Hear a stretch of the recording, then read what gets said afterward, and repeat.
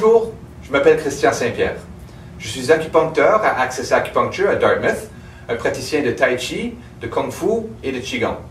Aujourd'hui, je vais vous montrer un exercice de Qigong qui est utilisé par les arts martiaux chinois pour développer du Fa Jin ou de la force explosive. Si vous vous rappelez, l'équation de force est force égale masse fois accélération. Ce qui veut dire que si on a une masse de 4 et une accélération de 2, on va avoir une force de 8. Mais si on a une masse de juste 2 et une accélération de 4, on va aussi avoir une force de 8. Et c'est ce principe qu'utilise le Qigong ou les différents arts martiaux chinois pour développer le Fa Jin ou cette force explosive. L'emphase est mise sur la vitesse au lieu de le poids ou la masse pour générer une force très puissante. La méthode de pratique est, disons qu'il y a plusieurs méthodes de pratique, mais il y a une méthode de pratique qui est très traditionnelle, utilisée par exemple par les moines du temple Shaolin, qui connaissaient le Kung Fu Shaolin. C'est aussi utilisé dans le Tai Chi, le Wing Chun, c'est une autre sorte de Kung Fu, et aussi dans le Ziranmen. Et c'est juste un exercice qui est utilisé pour développer ce Fa Jin. Il y a différents aspects, mais le but principal, c'est de pouvoir intégrer et coordonner vos mouvements pour que vous puissiez, avec un mouvement très subit et court, développer une force qui connecte de la terre jusqu'au point d'impact. Ce qui est vraiment intéressant avec cet exercice ici, c'est que, vu de loin, sans savoir qu'est-ce qui se passe, ça a l'air un peu magique. Ça va vous permettre d'éteindre des chandelles à distance, sans souffler. Ça va vous permettre de faire tomber des objets à distance, sans les toucher. Donc, ça a l'air un peu Jedi dans ce sens-là, comme si il y a une force qui sort de votre main qui vous permet d'influencer des objets à lointain. C'est vraiment de la physique. Il n'y a vraiment pas de magie ou il n'y a pas d'aspect mystique derrière. C'est vraiment juste disons un phénomène qui est basé sur la projection d'une force de façon très linéaire et concentrée vers un objet qui crée un souffle de vent qui permet au monde de faire bouger des objets ou d'éteindre des chandelles, etc., etc. Laisse-moi vous montrer.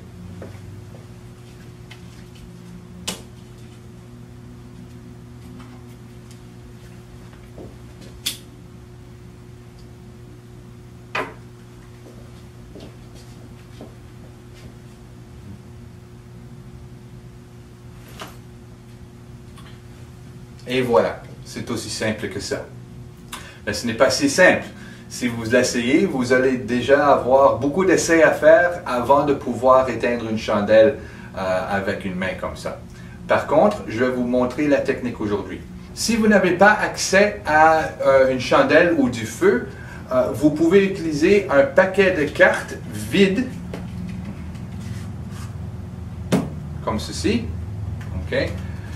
Et ça peut prendre la place de la chandelle. Vous placez le paquet de cartes en vertical comme ceci. Vous placez devant et vous pouvez vous entraîner de la même façon. Comme ceci. Même si vous utilisez une chandelle ou du feu, c'est important d'avoir un paquet de cartes vide avec des cartes que vous pouvez mettre dedans plus tard. Parce que pour le deuxième niveau de cette pratique, vous avez besoin d'un paquet de cartes avec des cartes. Allons-y avec l'explication. Donc, on va expliquer avec la chandelle en premier. Donc, ce que vous avez besoin, c'est une petite chandelle à thé comme ceci. Ça peut être une longue chandelle, il n'y a vraiment aucune restriction, quelle sorte de chandelle, pourvu que c'est une chandelle avec une flamme qui dépasse la cire comme ceci. Vous ne voulez pas une chandelle où le feu est profond dans la cire. Vous ne voulez non plus une chandelle qui est couverte par une vitre ou quelque chose comme ça. Vous voulez une chandelle nue, comme ceci. Donc, on allume la chandelle et ce qu'on veut faire, c'est qu'on veut que la chandelle soit à peu près au niveau de la poitrine, ici, okay? Ou juste au niveau des côtes. Okay? Elle peut être plus basse jusqu'au niveau des hanches, elle peut être plus haut jusqu'au niveau des épaules, mais ça, c'est une question de difficulté. Donc, si la chandelle est très basse, ça va nécessiter un petit peu de technique différente. Si elle est très haute, comme au niveau ici, ça prend beaucoup plus d'habileté. Donc, normalement, on commence au neutre. On commence avec la chandelle au niveau des côtes. Vous prenez une position avec les jambes écartées à la largeur des épaules, avec la chandelle directement devant vous, à une distance de un bras de long avec les doigts étendus, comme ceci. Okay?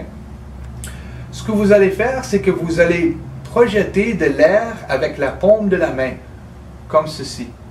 Okay? Vous n'avez pas besoin de beaucoup de force au début, okay? Parce que vous allez être très proche de la flamme et donc l'air va être très concentré et va aller dans la direction que vous voulez. Mais il y a des trucs que vous pouvez apprendre, des techniques qui vont très rapidement améliorer votre capacité de faire cet exercice ici. La première, c'est de pouvoir laisser tomber le poignet de la main, okay, en levant les doigts comme ceci. OK? Très facile. Mais l'idée, c'est de pouvoir le faire très vite. Vous voyez déjà la flamme bouge. OK? Comme ceci. La deuxième chose, c'est de pouvoir extensionner le coude. OK? Mais pas hyper extensionné. Vous ne voulez pas avoir un coude qui est complètement droit comme ceci, parce que ça peut blesser le coude et ça peut aussi causer un blocage. Donc, c'est important de pouvoir pousser, mais garder le coude plié. Extensionner, mais le garder plié, comme ceci. OK? Il y a une méthode de pouvoir faire ça. Une façon, c'est de extensionner et mettre les freins. Mais vu qu'on ne veut pas mettre les freins, on veut laisser aller toute notre accélération possible. L'idée, c'est de pousser et retirer très vite en petit cercle. Votre coude fait un petit cercle comme ceci. Okay? Et ça aussi, ça fait bouger la flamme, vous voyez? Ça peut même l'éteindre juste avec ce mouvement-là. Mais ce qu'on va faire, c'est qu'on va combiner les deux mouvements. Le baissement du poignet à haute vitesse, qui peut aussi éteindre la flamme, et le mouvement du coude, okay, pas complètement extensionné, mais comme un petit cercle. Donc ça a l'air de ceci, ça a l'air comme ça, okay? Et quand vous les mettez ensemble, ça a l'air comme ceci. Okay? L'idée, c'est de pouvoir faire ça à cette distance ici, 10 fois d'affilée avec un bras, et après ça, de pouvoir le faire 10 fois d'affilée de l'autre côté de la même façon. Encore une fois, le baissement de la poignette à haute vitesse, okay, comme ceci, l'extension et le micro-cercle du coude à haute vitesse, okay. Et quand tu les combines ensemble, encore une fois, ça a l'air de ceci. OK? Comme ça. On a toujours un bras qui est mieux que l'autre. Ça, c'est normal. Moi, je suis droitier, donc j'ai souvent plus de succès avec le côté droit. Une fois que vous avez fait ça 10 fois de chaque côté, il est maintenant temps de augmenter la difficulté. Et la façon qu'on augmente la difficulté, c'est qu'on prend un pas de recul. Vous prenez un pas de recul égal à la longueur de votre propre pied. Donc vous prenez les orteils d'un pied et vous les mettez contre le talon du pied à terre et vous prenez un pas de recul. OK? Donc vous reculez vraiment de la longueur d'un de vos pieds. Maintenant, on est à une distance qui est à peu près des doigts jusqu'à la chandelle, c'est une distance qui est égale à la longueur de votre propre pied. OK? Maintenant, on a besoin d'ajouter un petit peu à la technique. Donc, on va encore faire tomber le poignet, comme ceci. On va encore extensionner à haute vitesse le coude et faire remuer le coude, comme ceci. Vous voyez, ça bouge encore. OK? Mais maintenant, on va aussi ajouter l'avancement de l'épaule, comme ceci. OK? Vous voyez comment vous pouvez avancer l'épaule, comme ça. Avance, recule, avance, recule. Donc, vous voulez avancer l'épaule en même temps. OK? Donc, vous allez faire comme ceci. OK?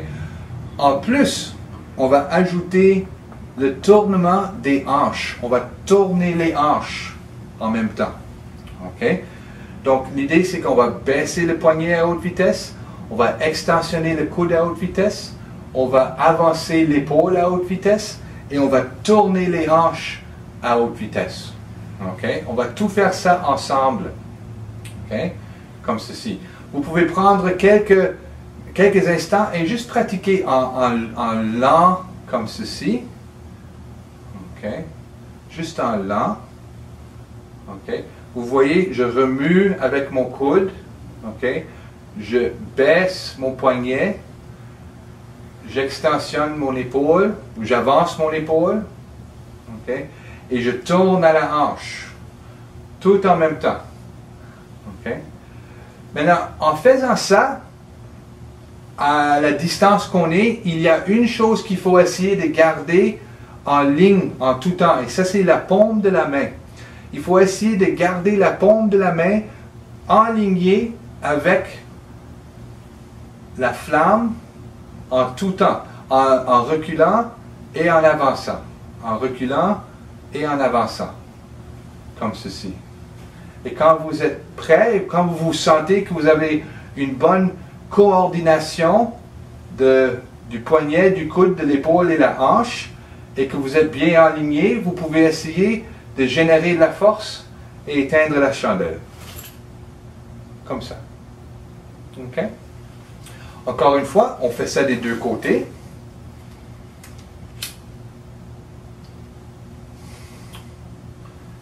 Donc on fait le mouvement lent.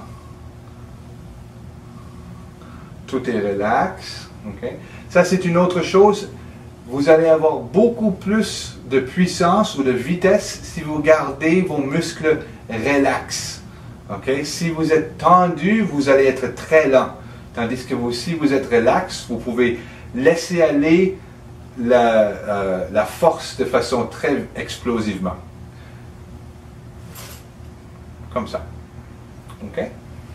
Vous le faites encore une fois, 10 fois d'affilée. Okay? Une fois que vous êtes capable de le faire 10 fois d'affilée de chaque côté, vous prenez un autre pas de recul. Les pieds ensemble, les orteils contre le talon, on recule, et nous voici encore une fois. Donc on est maintenant à 2 pieds entre le bout des doigts et la flamme. Ce qu'on veut faire, c'est toutes les mêmes techniques. Le poignet, le coude, l'épaule, la hanche, mais on veut aussi garder les genoux pliés et juste vraiment s'asseoir dans nos jambes. Donc, comme si on laisse tomber notre poids quand on éjette de la force comme ceci. OK? On va faire ça comme ça. 1, 2, 3. OK? Donc, c'est ça la technique à distance. Vous pliez les genoux et vous vous asseyez en même temps. OK? La raison que ça fonctionne, c'est que, encore une fois, on est en train de pousser de l'air à haute vitesse dans une ligne très droite. Et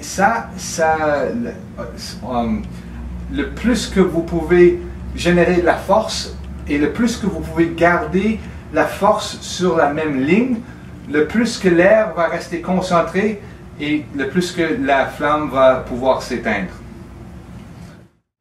Donc pour un paquet de cartes, c'est exactement le même processus. Assurez-vous d'avoir un paquet de cartes vide. Vous le placez sur le comptoir, encore une fois au niveau des côtes.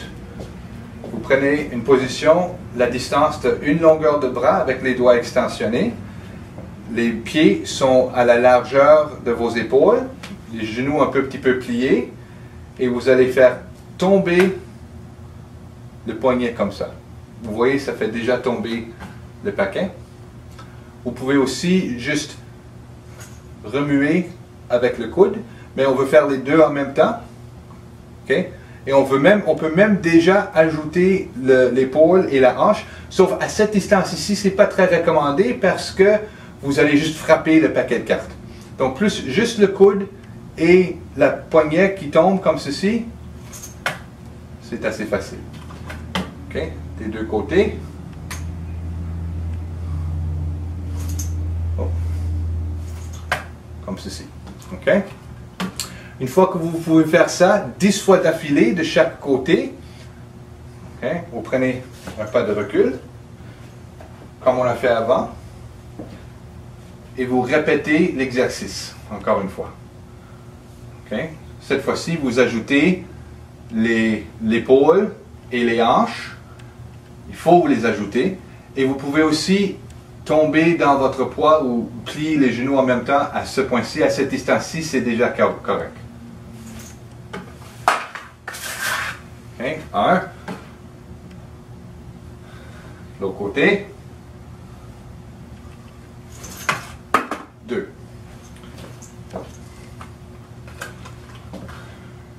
Okay. Une fois que vous avez pu faire ça, okay, on va prendre deux pas de recul. Et c'est le même processus encore une fois. C'est une bonne idée à cette distance ici de mettre peut-être du papier masqué ou du ruban masqué là où vous avez vos orteils, parce que le paquet de cartes, il va probablement tomber, il peut tomber du comptoir.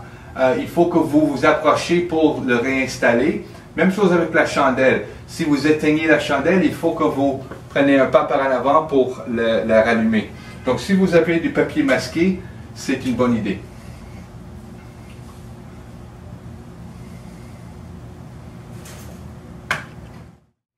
Une fois que vous pouvez fiablement éteindre la chandelle 10 fois d'affilée à 2 pieds de distance ou fiablement faire tomber le paquet de cartes vide 10 fois à 2 pieds de distance, vous êtes prêt pour la prochaine étape.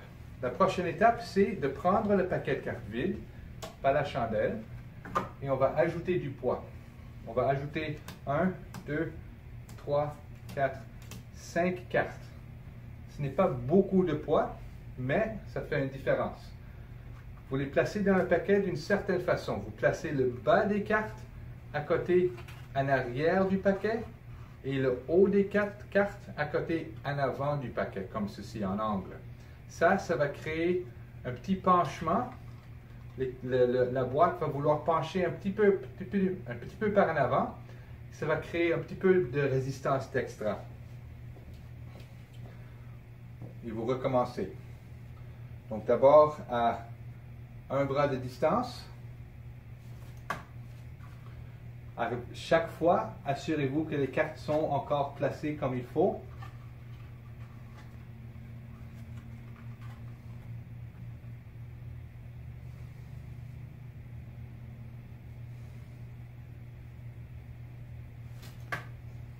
OK. Quand vous pouvez faire ça 10 fois d'affilée à la première distance, comme ça, voilà. Okay.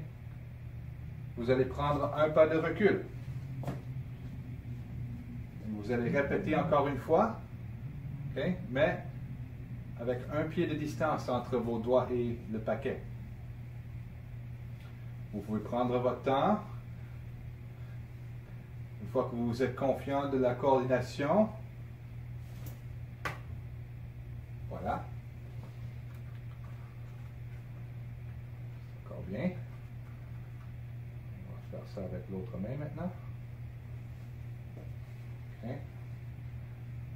Encore une fois, pratiquez-vous relax, doucement, et quand vous êtes confiant de votre coordination et votre alignement avec la paume et le paquet, comme ceci.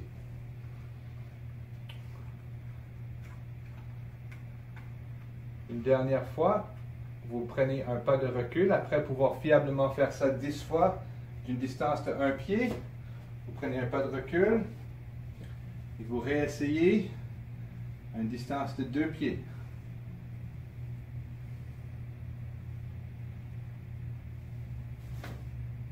Oh, presque.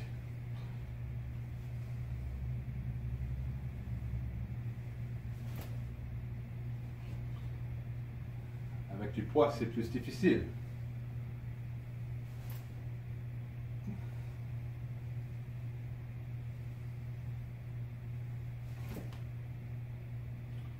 Voici l'autre main.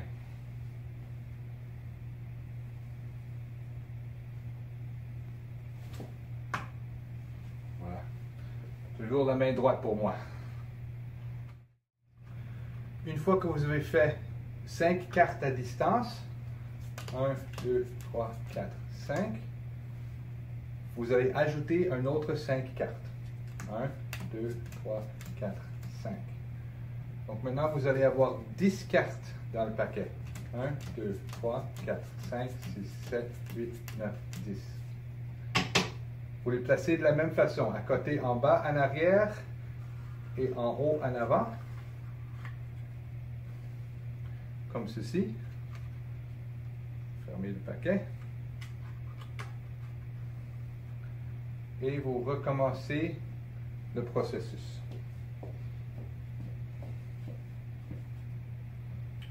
Ici.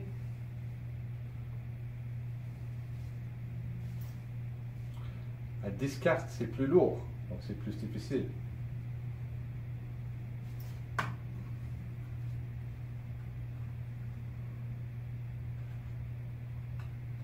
Encore bien en place, oui. Okay. Autre main.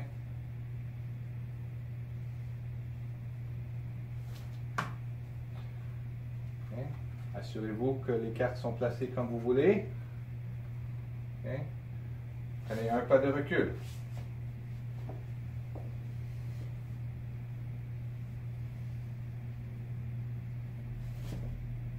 Presque.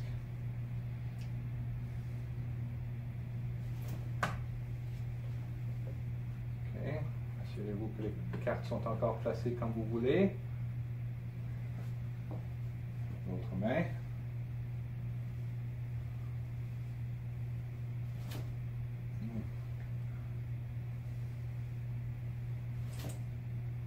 J'ai raté mon coup là. Voilà. L'idée, c'est que avec la pratique quotidienne, tu vas arriver à vraiment pouvoir faire tomber le paquet de cartes avec de plus en plus de cartes dedans à distance.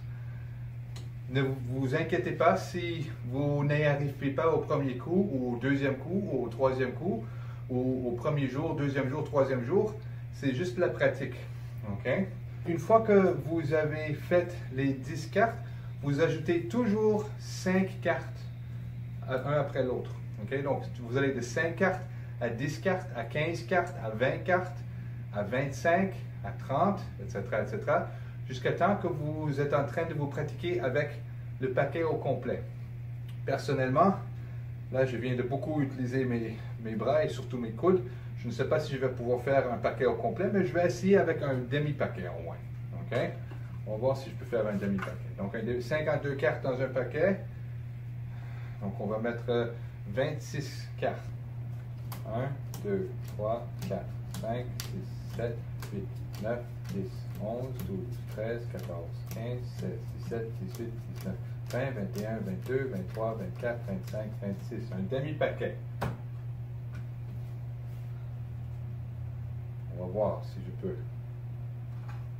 Dans le fond, les accotes en arrière en bas et en avant en haut. Comme ceci. Ferme le paquet.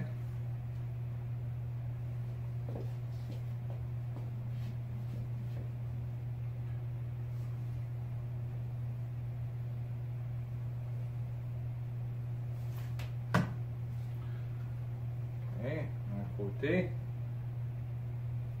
L'autre côté.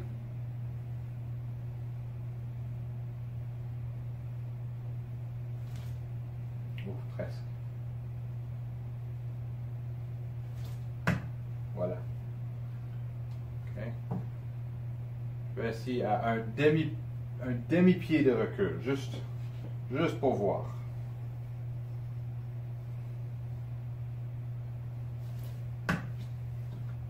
Ok.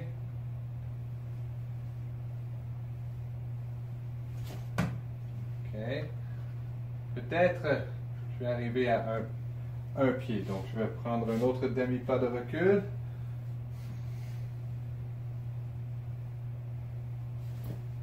Oh, là ça devient difficile.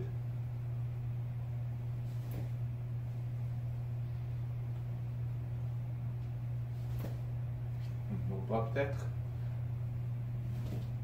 Ok. Ouf. Donc vous voyez, vous augmentez la difficulté soit en ajoutant du poids ou en ajoutant de la distance. Une fois que vous avez réussi à faire tout un paquet au complet avec toutes les cartes dedans à une distance de 2 pieds, vous allez avoir du très bon fadjin, de la très bonne force explosive. Ça va aussi démontrer une très bonne coordination et alignement et focus parce qu'il faut être vraiment attentionné pour pouvoir garder la ligne de force. Donc, si vous pratiquez à chaque jour, ça peut vous prendre du temps, mais éventuellement, vous allez pouvoir faire tomber tout un paquet de cartes à distance et à partir de ce point-là, vous pouvez encore augmenter la difficulté ou augmenter vos capacités en ajoutant encore plus de distance. Donc, si vous pouvez le faire à 2 pieds, essayez donc de le faire à 2 pieds et demi ou 3 pieds ou 4 pieds. Dans l'ancien temps, au lieu d'utiliser des paquets de cartes, ce que les praticiens des arts martiaux faisaient, c'est qu'ils utilisaient des petits blocs en bois.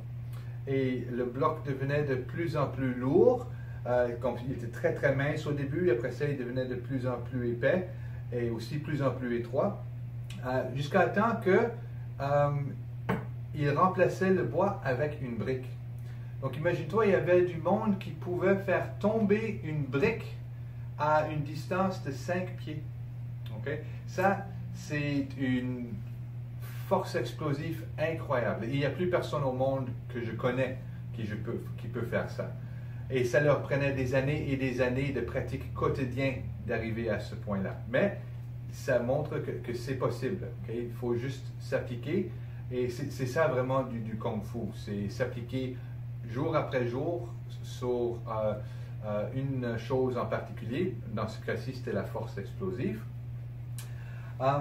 Mais c'est ça la pratique que je vous ai à montrer. J'espère que vous trouverez ça intéressant et amusant. Si vous avez des questions, n'hésitez pas de me contacter à info@accessacupuncture.ca. J'aimerais vraiment ça, voir vos essais. Donc, si jamais vous décidez que vous voulez essayer l'exercice, envoyez-moi un petit vidéo, ok? Soit avec le paquet de cartes vide ou la flamme ou des cartes dedans. Et montrez-moi qu'est-ce que vous essayez. Est-ce que vous pouvez le faire à la distance d'un bras ou à 1 pied ou 2 pieds? Ça m'amuse beaucoup à voir les essais des autres. Donc, voilà votre petite leçon pour l'été. Amusez-vous et j'espère faire peut-être une autre vidéo pour vous un autre jour. Au revoir.